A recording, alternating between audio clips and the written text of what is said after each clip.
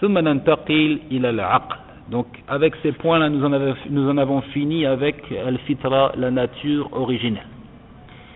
Il nous reste une source à étudier. Une source qui est al-aql, la raison. Et c'est un chapitre qui va retenir notre attention durant un certain temps parce qu'il y a beaucoup de choses à dire ici. On va commencer donc par définir la raison.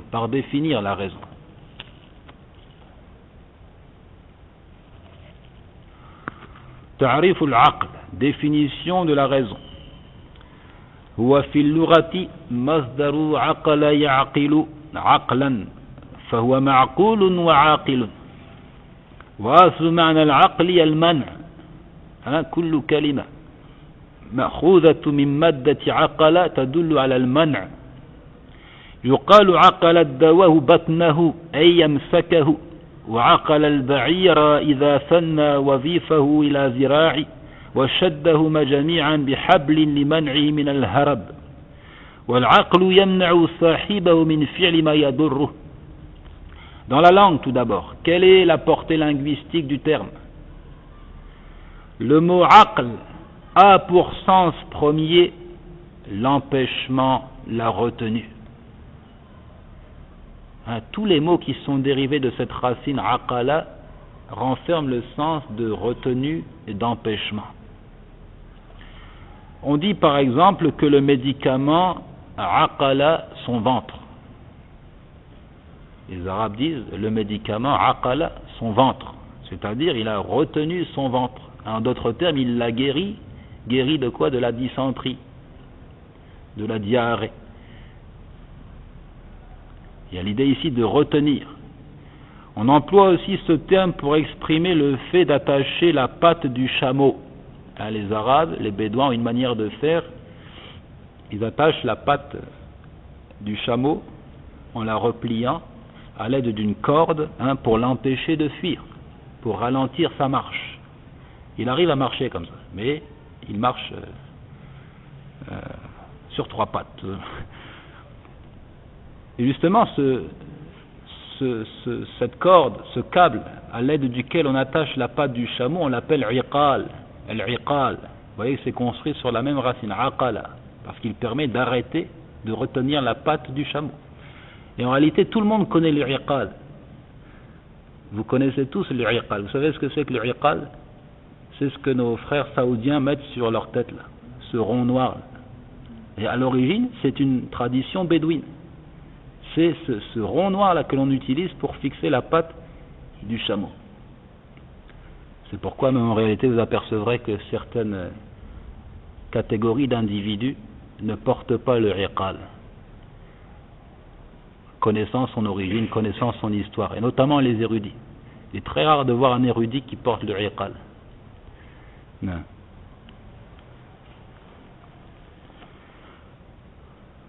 Bref, entre dans cette catégorie donc al-aql dérivé de cette racine aqala. Pourquoi al-aql? La raison. Parce que la raison empêche celui qui en est doté de faire ce qui est nuisible, ce qui porte préjudice. C'est pourquoi il est nommé aql. C'est ce qui empêche l'individu de faire ce qui est nuisible.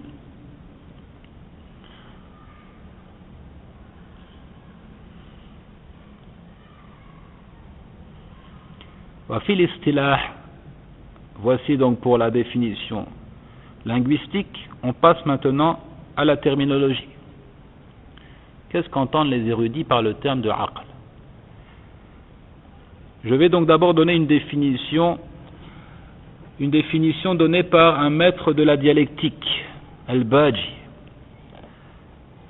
Pourquoi? Parce que ce sont surtout les dialecticiens, al-mutakallimun, qui ont mis l'accent sur l'étude de la raison et sur l'emploi des règles dites rationnelles pour l'étude de la religion.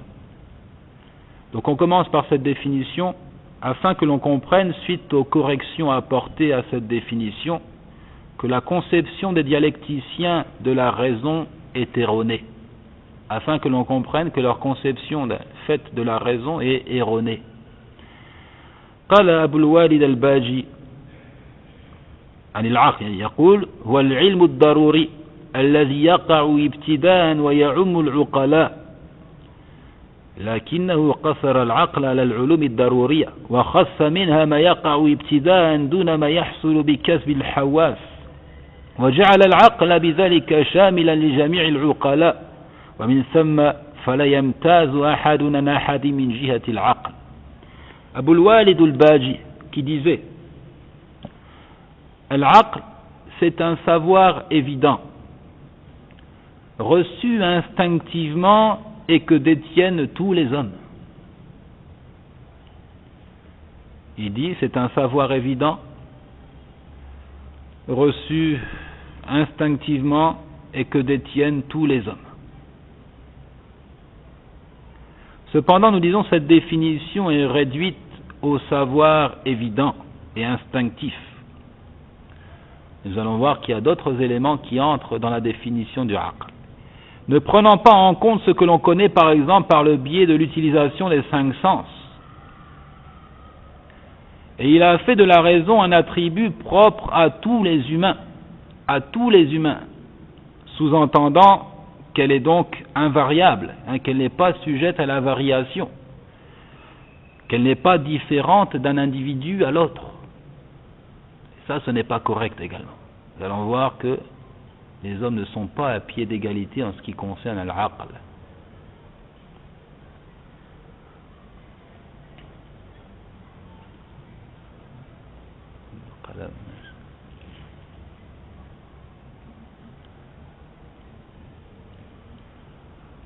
والصحيح أن العقل يقع بالاستعمال على 4 معاني الغريزة المدركة والعلوم الضرورية والعلوم النظرية والعمل بمقتضى العلم.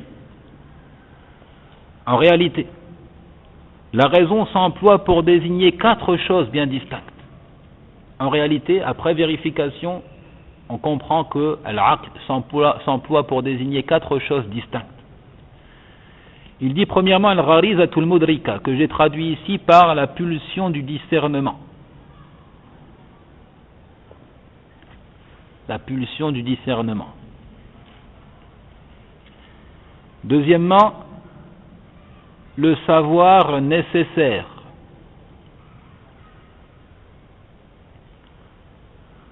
Troisièmement, le savoir acquis. Et enfin,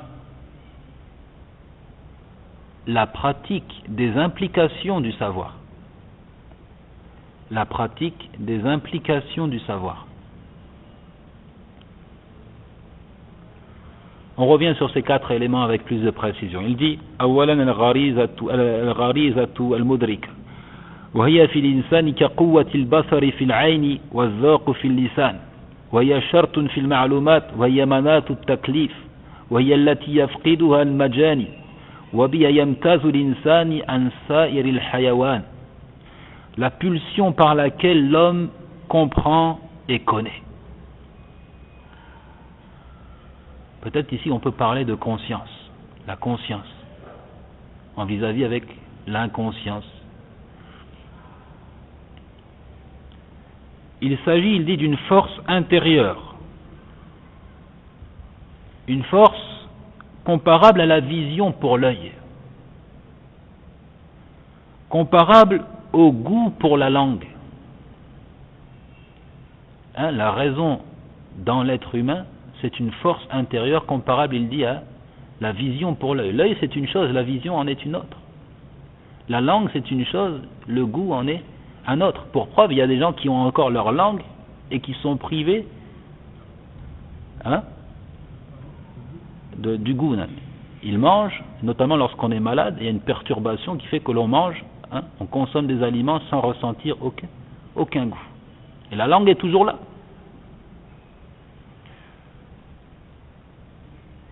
Il dit, cette pulsion-là, c'est la cause de la responsabilisation.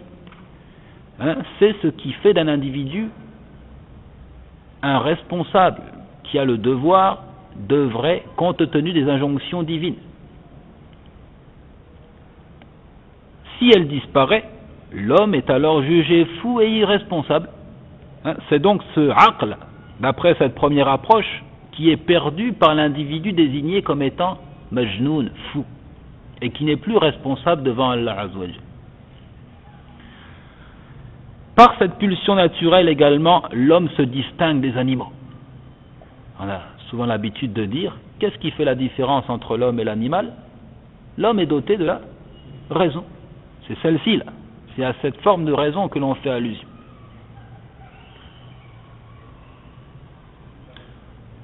وقد جعل الحارث المحاسبي المتوفى سنة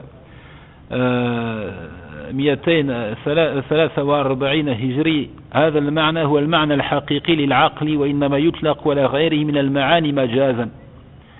Sachez que Al-Harith al-Muhasibi, un érudit mort en l'an 234 de l'Hégire, a considéré ce sens, ce premier sens, comme étant le sens véritable du aql, de la raison.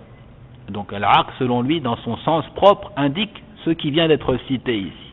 Et que s'il est employé pour désigner d'autres sens, alors c'est un emploi figuré, au sens figuré. Voir son ouvrage Ma'iyatul Aqli wa Haqiqatu Ma'naha. ثم قال, deuxièmement, al-ulum ad-daruriyya. Deuxièmement, aql s'applique aussi au savoir dit évident, nécessaire. وهي التي تشمل جميع العقلاء كالعلم بأن الكل أكبر من الجزء وأن الضدين لا يجتمعان وأن الحادث لابد له من محدث. والفلاسفة والمتكلمون عرفوا العقل بها ومنهم من قسم العلوم الضرورية إلى قسمين قسم يقع في النفس ابتداء والآخر يحصل بالاكتساب وخص العقل بالقسم الأول. Deuxièmement, donc le savoir évident, c'est-à-dire connu par tous, le petit comme le grand, le spécialiste et le novice. Tous connaissent ces choses-là. Ce savoir ne nécessite pas une étude particulière. Il est acquis instinctivement. Donc ce savoir-là, il est en relation avec ce qui vient d'être cité, al-fitra, la nature originelle. Ce sont des choses acquises, c'est-à-dire accordées à l'homme initialement. Comme de savoir, l'exemple classique, que le tout est plus grand que la portion d'une chose. Que le tout est plus grand que la portion d'une chose. Ou encore que deux opposés ne peuvent s'assembler. Deux opposés ne peuvent s'assembler. Il dit, les philosophes et les dialecticiens ont restreint la définition de la raison à ce savoir évident. Pour les philosophes et pour les dialecticiens, la raison, qu'est-ce que c'est? C'est ça, c'est le savoir évident. Certains d'entre eux ont subdivisé les sciences évidentes en deux catégories. Ils parlent de celles qui sont connues par le moindre degré de réflexion, ce qu'on appelle des évidences de la raison, et une autre catégorie, celles qui sont acquises notamment par le biais des cinq sens. On a touché pour savoir que c'était doux ou bien que c'était rugueux, on a goûté pour savoir que c'était acide ou que c'était sucré. Donc il parle ici de deux choses, deux catégories de savoir évident. Ce qui est acquis par le moindre degré de réflexion, on appelle évidence de la raison. Ce qui est acquis par le biais de l'utilisation des cinq sens. Il dit, après avoir fait cette distinction, cette classification, ils ont spécifié la raison aql à la première catégorie. Donc pour les philosophes, pour les dialecticiens, soit aql s'applique au savoir évident d'une manière générale, soit ils font cette distinction entre deux catégories de savoir évident et ils appliquent le terme de aql au premier, à savoir ce qui est connu par le biais de la raison, les évidences de la raison.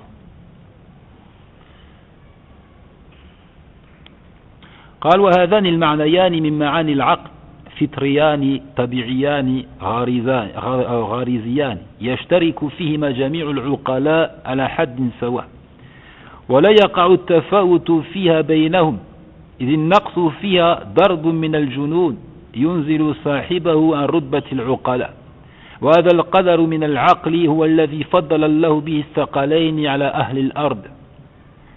Ces deux premiers sens accordés à la raison, aql, cette pulsion et ce savoir évident, sont donc instinctifs, innés. Ils sont communs à tous les hommes. Tous les hommes sont à pied d'égalité dans cette portion de raison, sans disproportion aucune. Cela car une diminution de ce genre de raison signifierait une portion de folie. Comprenez ça? Cela car une diminution de ce genre de raison-là reviendrait à dire que l'individu est en quelque sorte fou. On exclurait celui qui en est victime du cercle des gens raisonnés. C'est de cette portion de raison qu'Allah Azzawajal a gratifié les humains et les génies, el djinn, et les a préférés sur le restant de la création. C'est ça, cette portion de raison là qui fait la distinction entre les humains d'une part et les djinns d'autre part et toutes les autres créatures et qui justifie donc at-taklif, la responsabilisation des hommes et des djinns et qui explique pourquoi les autres animaux ne sont pas responsables de leurs actes. Ça va pour ces précisions? Ensuite nous allons parler de al-ulum al-nazariya, troisième point. Les sciences acquises cette fois, acquises, يعني التي تحصل بالنظر والاستدلال, acquises, c'est-à-dire qui nécessitent cette fois-ci une recherche, qui nécessite une observation. On a besoin ici d'une recherche, d'une observation, d'un argument pour confirmer ce type de savoir. Ce savoir acquis est également appelé aql.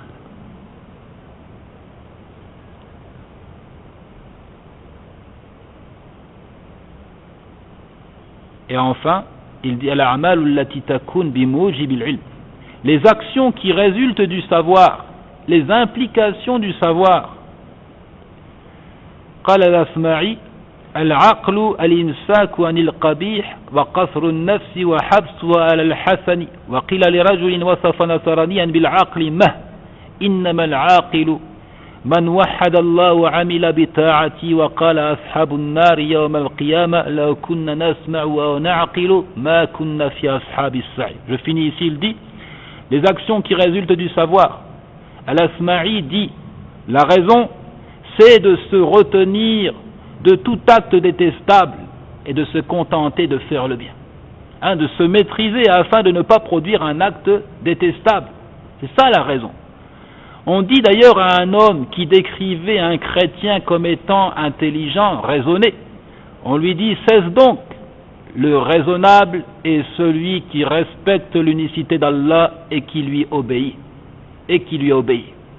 D'ailleurs les habitants de l'enfer diront si nous avions entendu ou raisonné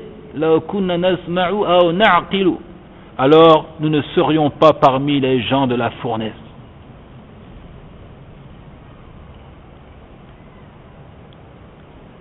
Je répète donc, al-aql, la raison dans la langue, son sens originel c'est l'empêchement, la retenue. Tout mot dérivé de cette racine a ce sens de retenue. L'homme est raisonné, c'est-à-dire il se retient de faire ce qui n'est pas convenable. Et dans la terminologie, 4 sens, l'instinct, la pulsion par laquelle l'homme comprend et connaît.